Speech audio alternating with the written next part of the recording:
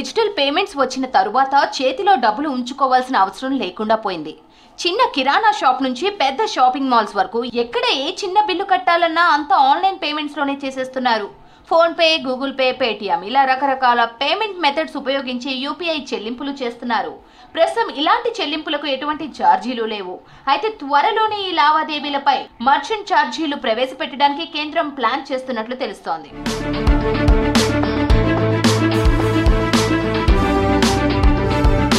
అయితే ఎక్కువ మొత్తంలో డిజిటల్ లావాదేవీలు నిర్వహించేందుకు ఖర్చులు పెరుగుతున్నాయని బ్యాంకులు, చెల్లింపు సంస్థలు ఆందోళన వ్యక్తం చేస్తున్నాయి. దీంతో వీటికి సహకరించడానికి ఎండిఆర్ ఛార్జీలు విధించాలని కేంద్రం ఆలోచిస్తున్నట్లు తెలుస్తోంది. వ్యాపారుల వార్షిక ఆదాయం ఆధారంగా కాకుండా లావాదేవీ విలువ ఆధారంగా ఎండిఆర్ ఛార్జీలు విధించేందుకు చర్చలు జరుగుతున్నట్లు టాక్. యూపీఐ ద్వారా 3,000 కంటే ఎక్కువ చెల్లించే పేమెంట్స్ పై ఈ ఛార్జీలు వసూలు చేయడానికి సిద్ధమైనట్లు తెలుస్తోంది. దీంతో 2020 జనవరి నుంచి అమల్లో ఉన్న జీరో ఎండిఆర్ పాలసీకి స్వస్తి పలకనుంది కేంద్రం.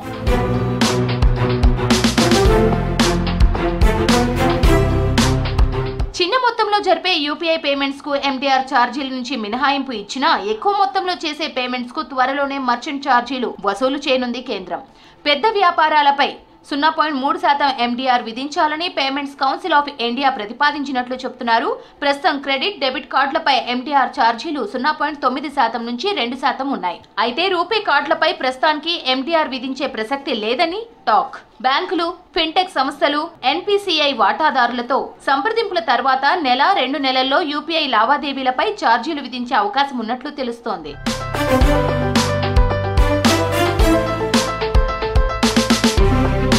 ఎండిఆర్ ఛార్జీలను తిరిగి తీసుకురావడం వల్ల యూజర్లపై డైరెక్ట్ గా ఎలాంటి ప్రభావం పడదంటున్నారు ఎక్స్పర్ట్స్. ఎందుకంటే ఈ లావాదేవీల కోసం యూజర్ల నుంచి ఎలాంటి ఛార్జీలు వసూలు చేయరని తెలుస్తోంది. 3 ఏళ్ల క్రితం వరకు యూపీఐ చెల్లింపులను ప్రాసెస్ చేసేందుకు వ్యాపారులు కొంత మొత్తం ఛార్జీలను బ్యాంకులకు కట్టాల్సి వచ్చేది.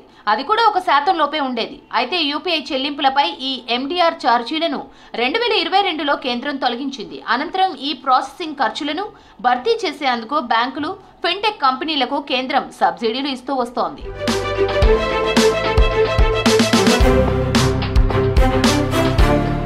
దేశంలో యూపీఐ పేమెంట్స్ రోజు రోజుకు పెరుగుతూనే ఉన్నాయి. ఈ ఏడాది యూపీఐ పేమెంట్స్ గరిష్టంగా 25.14 లక్షల కోట్లకు చేరాయి. ఏప్రిల్లో నమోదైన 23.94 లక్షల కోట్లతో పోలిస్తే 5% ఎక్కువ అని national payments corporation of India తెలిపింది. ఏప్రిల్లో 1,789 కోట్ల లావాదేవీలు జరగగా మేలో ఆ సంఖ్య 1,867 కోట్లకు చేరినట్లు చెప్తున్నారు. లావాదేవీల విలువ 20.44 లక్షల కోట్ల నుంచి 25.14 లక్షల కోట్లకు చేరడంతో వార్షిక వృద్ధి 23% నమోదైనట్లు అధికారులు చెబుతున్నారు.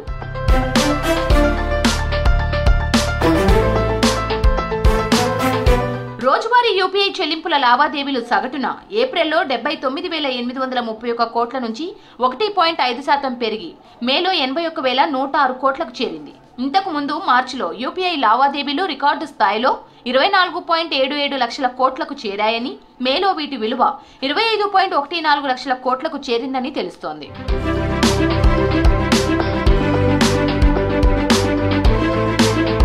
అయితే 2026-27 నాటికి యూపీఐ లావాదేవీలు మరింత పుంజుకుంటాయని పీడబ్ల్యూసీ రిపోర్ట్ చెబుతోంది.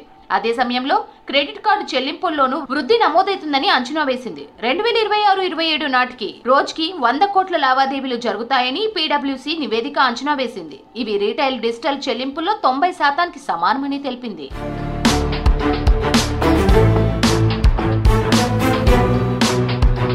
యూపీఐతో భారత్లో డిజిటల్ చెల్లింపులు ఊపందుకున్నాయి. 2022-23లో రీటైల్ చెల్లింపుల్లో 75% పేమెంట్స్ యూపీఐ ద్వారానే జరిగాయని పీడబ్ల్యూసీ తెలిపింది. 2022-23లో మొత్తం 103 బిలియన్ల డిజిటల్ లావాదేవీలు జరగగా అందులో 83.71 బిలియన్లు యూపీఐ ట్రాన్సాక్షన్స్ ద్వారా జరిగినట్లు రిపోర్ట్ తెలిపింది. 2026-27 నాటికే డిజిటల్ లావాదేవీల సంఖ్య 411 బిలియన్లకు చేరుతుందని, అందులో 379 బిలియన్లు యూపీఐ ద్వారా జరుగుతాయని అంచనా వేసింది. ఇప్పటి వరకు యూపీఐ లావాదేవీల్లో ఏడాదికి 50% వృద్ధి నమోదవుతుందని తేల్చింది.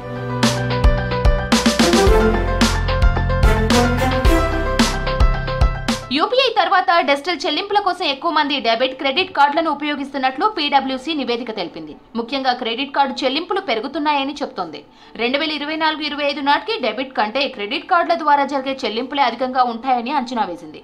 వచ్చే 5 ఏళ్లలో క్రెడిట్ కార్డుల జారీలో ఏటా 21% వృద్ధి నమోదవుతుందని అంచనా వేసింది పీడబ్ల్యూసీ రిపోర్ట్. అదే సమయంలో డెబిట్ కార్డుల జారీ 3% వద్ద స్థిరంగా ఉంటుందని తెలిపింది.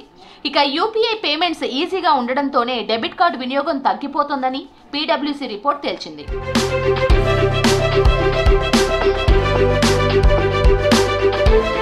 గత కొన్ని సంవత్సరాల క్రితం యూపీఐ పేమెంట్స్ కేవలం దేశానికి మాత్రమే పరిమితమై ఉండేవి. కానీ కాలం మారుతున్న కొద్దీ, టెక్నాలజీ విస్తరిస్తున్న కొద్దీ యూపీఐ పేమెంట్స్ విదేశాలకు వ్యాపించాయి. ప్రస్తుతం యూనిఫైడ్ పేమెంట్స్ ఇంటర్ఫేస్ విదేశాల్లో కూడా చెల్లుబాటు అవుతుండటంతో ఆయా దేశాల కరెన్సీలతోనే చెల్లింపులు జరుగుతున్నాయి.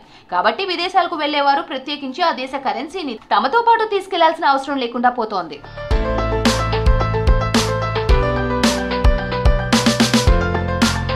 ప్రస్తుతం యూపీఐ చెల్లింపులు భారతదేశంలో మాత్రమే కాకుండా Sri Lanka, Bhutan, Mauritius, France, UAE, Singapore, Nepal దేశాల్లో కూడా డిజిటల్ చెల్లింపులు చేయవచ్చు. శ్రీలంకలో పర్యటించే భారతీయులు క్యూఆర్ కోడ్ స్కాన్ చేసి యూపీఐ పేమెంట్స్ చేయొచ్చు. మారిషస్ లో కూడా ఇండియన్స్ డిజిటల్ చెల్లింపులకు అనుమతి ఉంది. మారిషస్ ప్రజలకు మన దేశంలో క్యూఆర్ సదుపాయం కల్పించారు. వాళ్ళు కూడా ఇండియాలో డిజిటల్ చెల్లింపులు చేయొచ్చు.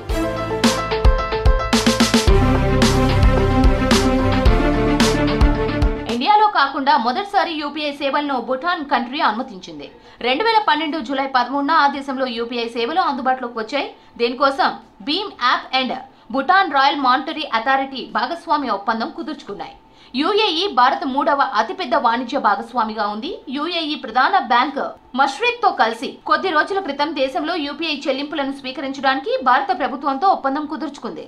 ఇక ఫ్రాన్స్ లైరా నెట్వర్క్ తోనూ national payments corporation of India భాగస్వామ్యం కుదుర్చుకున్నాయి.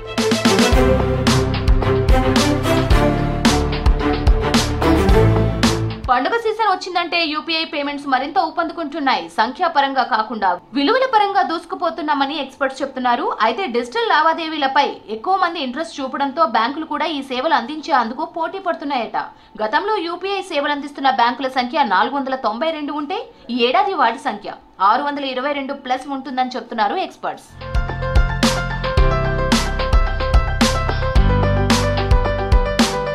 గల్లీ కిరాణం నుంచి హై క్లాస్ షాపింగ్ మాల్స్ వరకు ఎక్కడ బిల్లు కట్టాలన్నా ఆన్లైన్ ద్వారానే పేమెంట్స్ చేసేస్తున్నారు. అయితే ఈ పేమెంట్స్ కు ఇప్పటి వరకు రూపాయి ఛార్జీలు కట్టకపోయినా రాబోయే రోజుల్లో 3000 దాటితే ఛార్జీలు కట్టాల్సిందే. వినియోగదారులపై ఎలాంటి భారం పడదని కేంద్రం చెప్తున్నా ఛార్జీల వసూలు అమల్లోకి వస్తే తప్ప చెప్పలేమంటున్నారు ఎక్స్పర్ట్స్.